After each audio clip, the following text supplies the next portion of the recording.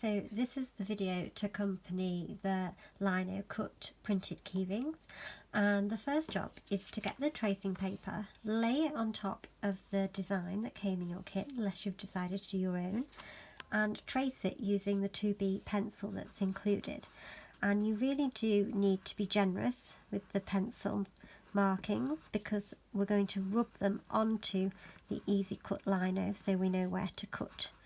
So simply just follow and colour with your pencil the design as accurately as you can. It's always okay to have a bit of artistic interpretation in these things, but so don't worry too much, but try and follow the line. So I'm going to carry on tracing that, and once I've traced it I'll show you what to do next.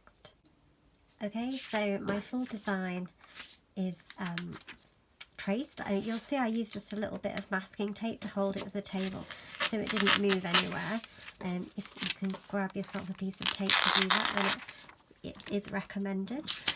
So here it is. This is the soft cut lino, and we're just going to turn over the design onto the lino like so, holding it as still as you can, and then using the soft end of your handle just rub gently over the back of the tracing paper, and then this, as you see, will transfer the image onto your lino.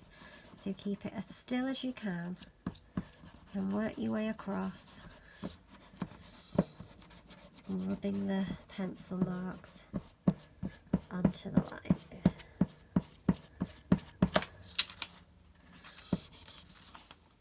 And it is really lovely at transferring onto this soft lino. Okay, so check that it's transferred, and it has nicely, and then we're going to add the blade to our handle. So loosen the barrel, pop the blade in, be careful this end is really sharp. Okay, so pop it in and then tighten it up. Okay, when working with the blade you need to hold it in the palm of your hand like that, with your finger over the top of it to guide it. You use your other hand to hold the lino so that it doesn't move away from you, but take extra care to cut away from you. Never put your hand in front of it, always have your hand behind it, so that as you're cutting, if you slipped, you're not going to end up in your hand. It's really sharp. So in order to be able to cut away from yourself, you need to be turning the lino as you cut. Now I do recommend that you have a little practice to the side of your design, just so that you can get a feel for the cut.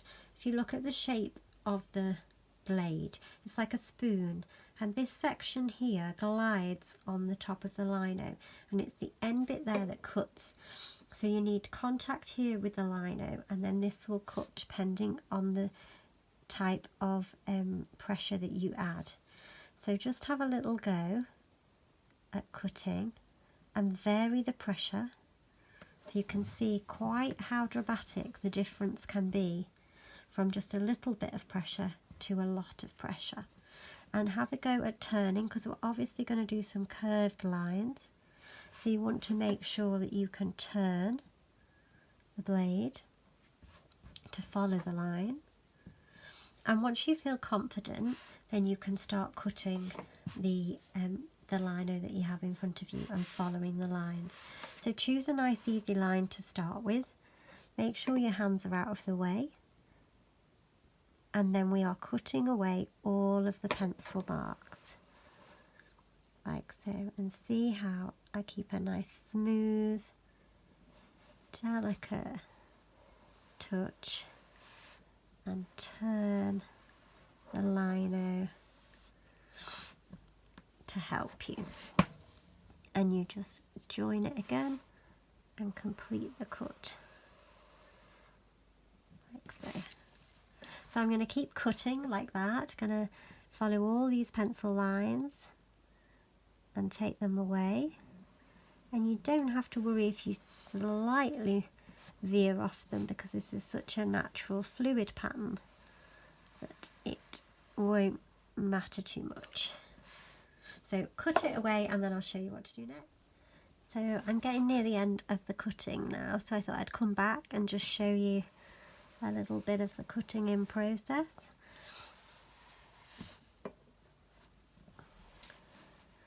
And hopefully you have started to get a little bit more confident with your cutting. You will notice that it does cut nice and easy, and you don't need an awful lot of pressure to be able to cut some really nice lines. So once you've finished your cutting, it's now time to apply the ink. Once you've put the ink on once, you'll be able to really see how good or bad your cutting is and whether you need to do any corrections. But I really do recommend doing a practice print on a piece of paper. So when you apply the ink, you just dab it onto the surface of the lino and you'll see your image start to appear much clearer. Don't press too hard, you don't want to squeeze all the ink out of the pad that you're using. You just want enough to cover your design.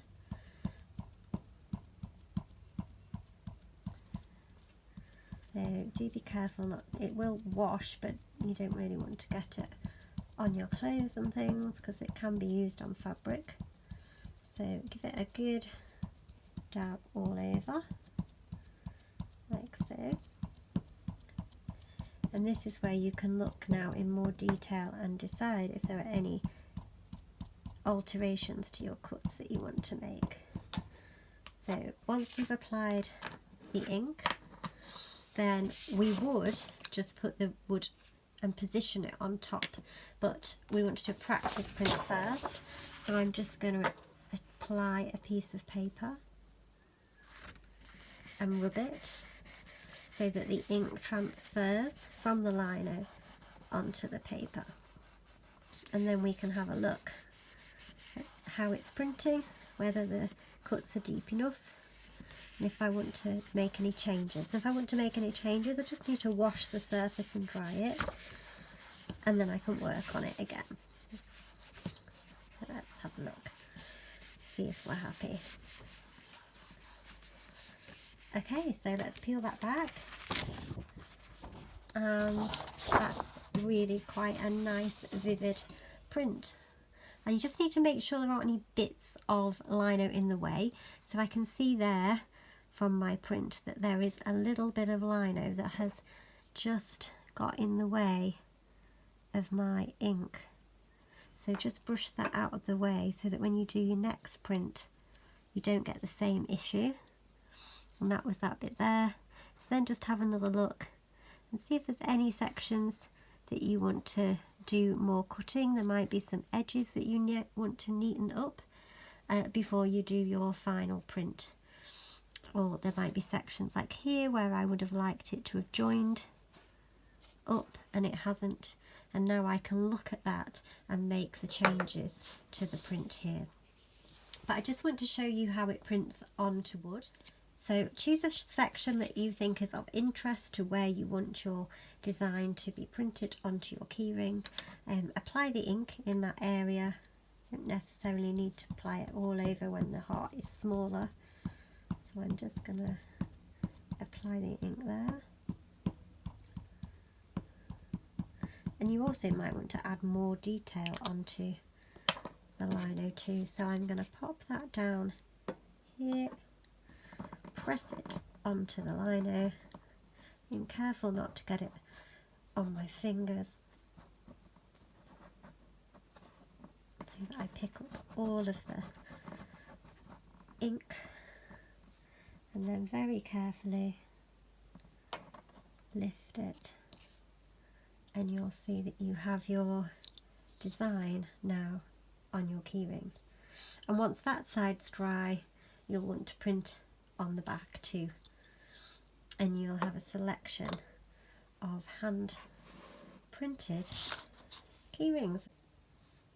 So there they are, my 3 keyrings. I've added the tops of them.